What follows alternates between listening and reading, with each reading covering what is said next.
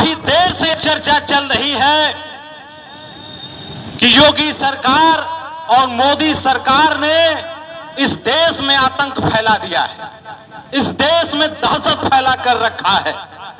साथियों,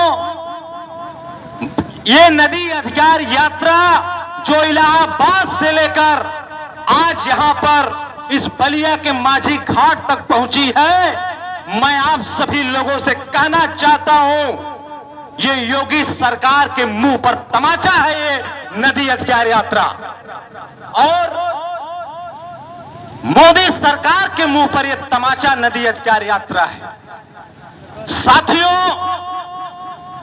इस बात को बहुत स्पष्ट समझ लेना है कि ये लड़ाई केवल निषाद समाज के लिए, ये जो नदी अधिकार यात्रा हम लोगों ने निकाली है, निश्चित तौर पर आज निषाद समाज जो त्रासदी के दौर से गुजर रहा है, उसके खिलाफ हम लोगों ने ये नदी अधिकार यात्रा निकालने का काम किया है।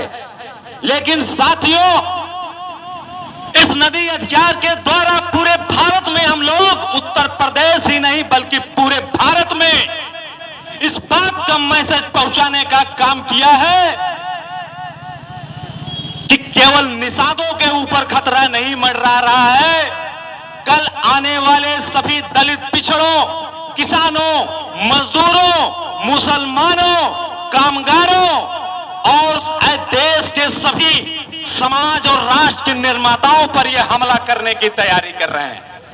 साथियों, अभी इसके पूर्व के वक्ताओं ने बताया कि जिस तरीके से बसवार में घटना हुई, योगी सरकार ने खुलेआम संविधान की धज्जियां उड़ाते हुए, खुलेआम लोकतंत्र की धज्जियां उड़ाते हुए निषाद बस्ती में शिकारी कुत्तों को घुसवाया गया और शिकारी कुत्तों से महिलाओं को और वहां के पुरुषों को नुचवाने का काम किया। निश्चित तौर पर किसी भी सरकार के, भारत के इतिहास में आजादी के बाद किसी भी सरकार ने इतनी बड़ी हिम्मत नहीं दिखाई थी।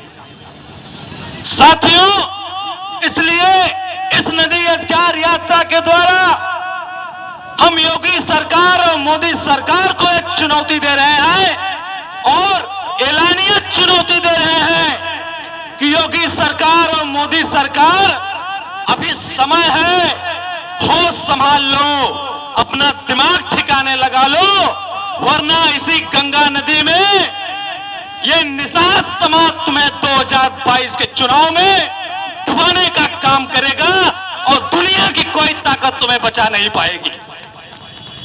साथियों, ये जो लड़ाई छेड़ी गई है, ये भारत के इतिहास की तकदीर लिखने वाली लड़ाई है, तस्वीर लिखने वाली लड़ाई है, तदबीर लिखने वाली लड़ाई है। और ये जो हमला बसवार में हुआ है महिलाओं के ऊपर, ये हमला इस बात का गवाह है कि आज निषाद के ऊपर जो हमला किया गया है, कल ये मुसलमानों पर हमला करेंगे, कल ये पिछड़ों पर हमला करेंगे, दलितों पर हमला करेंगे। इसलिए इस बात को हम लोगों को समय है समझ जाना चाहिए कि इनकी पूरी तैयारी है और इन्होंने एक फैसला कर लिया है। इन्हें संविधान की कोई चिंता नहीं है, इन्हें बाबा साहब डॉक्टर अंबेडकर के संविधान की धज्जियां ये लोग आए दिन उड़ा रहे हैं। और आप देखिए साथियों, ये हालत भारत के इतिहास में पहली बार हो रहा है। 45 भारत के इतिहास में सबसे ज्यादा बेरोजगारी हुई है।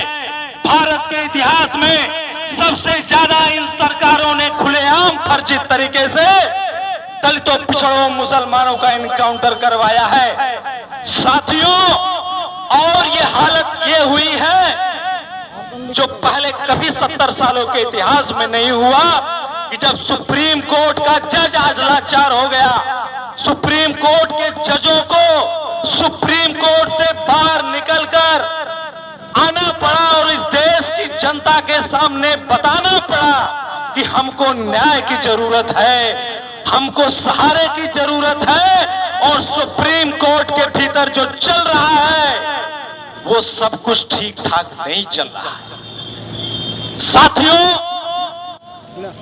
जब सुप्रीम कोर्ट के जजों का ये हाल है, जब सुप्रीम कोर्ट के जजों का हाल ये मोदी सरकार ने इस तरह बना दिया है, तो आप अंदाजा लगा सकते हैं कि आने वाले समय में ये आपके साथ किस तरीके से व्यवहार करने जा रहे हैं।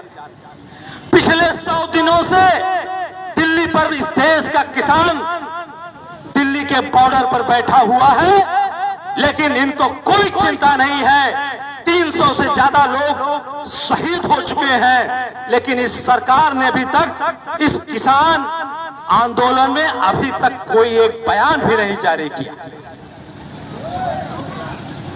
साथियों, इसलिए इस बात को मैं कहना चाहता हूं कि अभी समय है, हम लोगों को समझ जाना चाहिए। और मैं भी एक पंथ के माध्यम से बात को समाप्त करता हूं। फैसले होंगे लेकिन जरा सब्र तो कर, फैसले होंगे लेकिन जरा सब्र तो कर, कि अब तो मुकदमे सबे आसमानों में है। रहनुमाओं और हम में यही फर्क है, हम सड़क पर, वो अपने आसियानों में हैं। हम सड़क पर, वो अपने आसियानों में हैं।